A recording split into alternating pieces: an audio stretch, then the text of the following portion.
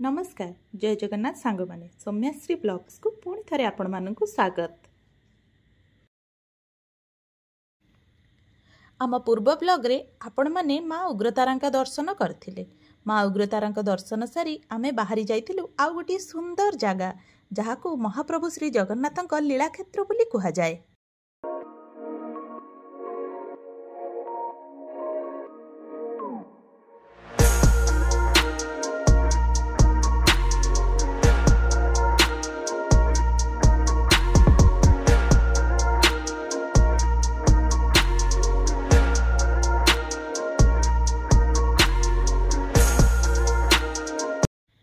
यही जगहटी माँ उग्रतारा मंदिर पाखरु 30 किलोमीटर एवं भुवनेश्वर 90 किलोमीटर दूर में अवस्थित।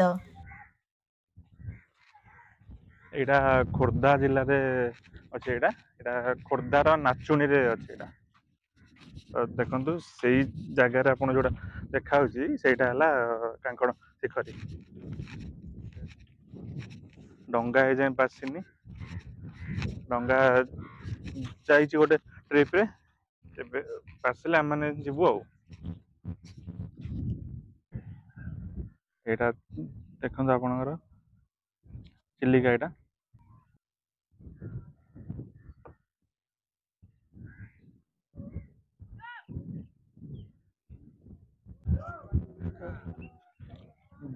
डंगा आम सांग मैंने आसीगला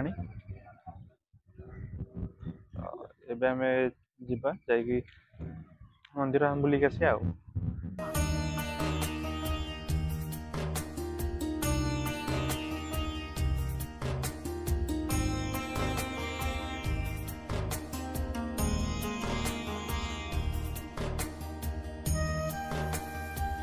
मंदिर पाखरे भक्त मानू पहुंचाइबा पाई एही ठारे स्वतंत्र डंगार सुविधा मध्य रही जार मूल्य जनकु 50 टंका रही।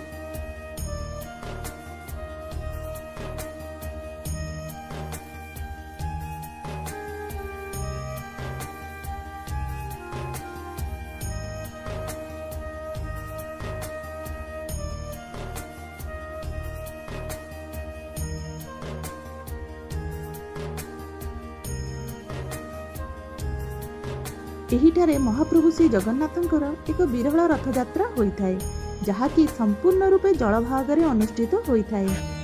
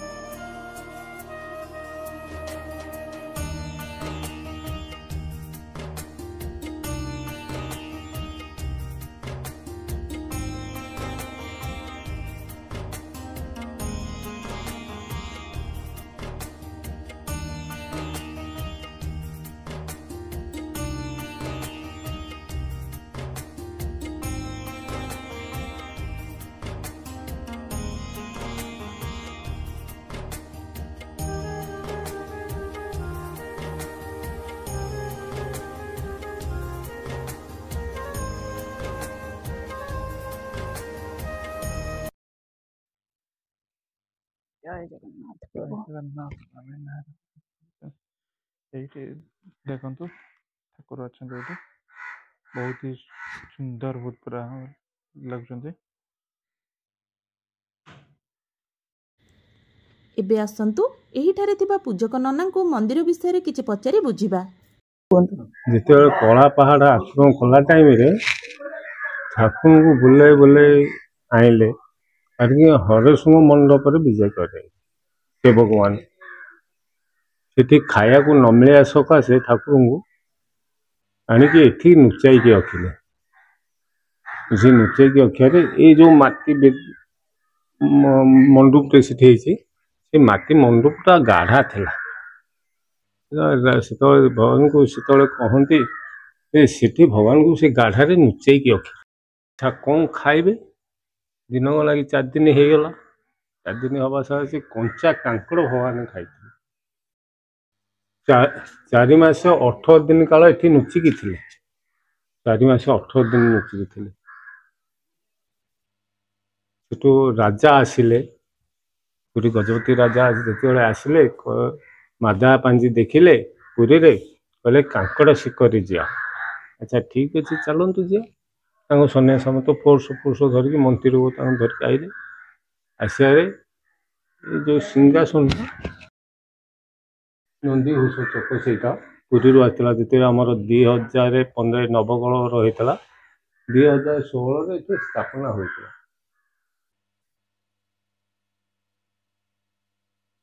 2016ରେ ସ୍ଥାପନା ହେଇଥିଲା। ସେଇଟା ନନ୍ଦିଘୋଷ ଚକ। ରାଜା ଆସିଲେ କହିଲେ କାଙ୍କଡ଼ ଶିକରି। ଆଚ୍ଛା ସେଠି ଗୋଟେ ବିରାଟ ବଡ଼ ହୁଙ୍କା ଥିଲା। ହୁଙ୍କାଟା ପ୍ରାୟ 4-5 ଅଂଶ ଉଞ୍ଚା ହୁଙ୍କା ଥିଲା। ତା ଚାରି ଭାଇ କଣ୍ଟା ବୁଦା ଥିଲା। କହିଲେ, ରାଜା କହିଲେ ଏ କଣ୍ଟା ବୁଦାଟା କ'ଣ? ଆମେ କହିପାରିବୁ ନାଇଁ। ତାଳ ବାଙ୍ଗାଟା କ'ଣ ଘୋଡ଼ା ହେଇଛି? ଦେଖିଲା ଆସିକି ଛୋଟ ଠାକୁର, ଏଇ ଠାକୁର ଥିଲେ ସେ ହୁଙ୍କା ଭିତରେ। ସେ ହୁଙ୍କାଟାକୁ ଭାଙ୍ଗିଲା ଆସିକି ତା ତଳେ ଗୋଟେ ବିରାଟ ବଡ଼ ଗୋଲେଇ ପଥର ଅଛି। ଗୋଲେଇ ପଥର ଭିତରେ ତା ଉପରେ ଅଛି କ'ଣ ଶଙ୍ଖ, ଚକ୍ର, ଗଦା, ପଦ୍ମ, ପାଦ। ସେ ପଥର ଉପରେ ଥିଲା। ରାଜା କହିଲେ ହଉ, ଆମର ଠାକୁର ଆସିବେ ବଡ଼ ଦେଉଳରୁ, ନନ୍ଦିଘୋଷ ଚକ ଆସିବ ପୁରୀରୁ। ଏଇଟା ନୀଳାକ୍ଷେତ୍ର କାଙ୍କଡ଼ ଶିକରି ବୋଲି ନାଁ ଦେଇଛନ୍ତି ରାଜା। ଆଚ୍ଛା କେତେ ଦିନ ପରେ ରାଜା କହିଲେ ଆମ ପାଟଗଣା ଠାକୁର ଆଣରେ, ସେ ଯେଉଁ ବଡ଼ ଠାକୁର ପୁରୀ ରାଜାହାର ଠାକୁର ଅଛି। ଆଚ୍ଛା କିଏ ଆଣିବ ନନ୍ଦିଘୋଷ ଚକ? ସେ ଛୋଟ ଠାକୁର ସେ ସେଠୁ ନଦୀରେ ଛାଡ଼ିଦେଲେ ପୁରୀରେ। ସେ ଆପେ ଆପେ ସେ ଠାକୁର ଚକା ଉପରେ ବସିକି ନଦୀରେ ଆପେ ଆପେ ବସିକି। ରଥଯାତ୍ରା ଦିନ 3 ଠାକୁର ନୌକାରେ ବନାଯାଇଥିବା ରଥରେ ବସି ନିଜ ଭକ୍ତମାନଙ୍କୁ ଦର୍ଶନ ଦେଇଥାନ୍ତି। ଏଇପଟେ ମା ବିମଳାଙ୍କ ମନ୍ଦିରକୁ ରାସ୍ତା। ମା ବିମଳାଙ୍କର ପ୍ରତିମୂର୍ତ୍ତି ଯାହାକି ପୁରୀରୁ ଅଣାଯାଇ ଏଠାରେ ସ୍ଥାପନା କରାଯାଇଛି। ଏଇଟା ହେଉଛନ୍ତି ମା ବିମଳାଙ୍କ ମନ୍ଦିର। ଏଇଠି ଅଛନ୍ତି ମା ବିମଳା ପୂଜା ପାଉଛନ୍ତି। ମା